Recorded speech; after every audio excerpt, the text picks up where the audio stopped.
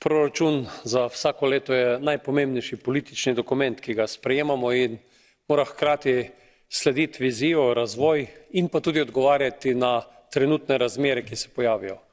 Zagotovo je leto 2023 nepredvidljivo, leto, ki bo postreglo zagotovo še za veliko presenečenj, zato je prav, da je proračun, ki ga pripravljamo, do določene mere fleksibilen in da odgovori na te izzive, ki jih povzroča vojna v Ukrajini, najprej pomoč Ukrajini v njenem boju proti agresorju, po drugi strani pomoč tudi državam, ki so sprejele begunce kot posledica te ukrajinske vojne, hkrati pa širom po Evropi odpravljanje posledic, ki jih ta vojna povzroča.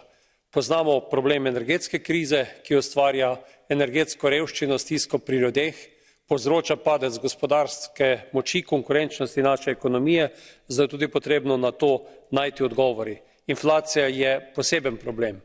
Ob vseh teh izzivih pa moramo seveda paziti tudi na to, da bomo ohranili te tako imenovane klasične politike, kot sta kohezijska politika in kmetijska politika. To sta politiki, ki izpolnjujeta najbolj dva principa, princip solidarnosti in pa subsidiarnosti in ti dve politiki ljudje občutijo. Zato moramo narediti te politike enostavne in paziti, da bo črpanje teh sredstev v prihodnje še bolje. Hvala.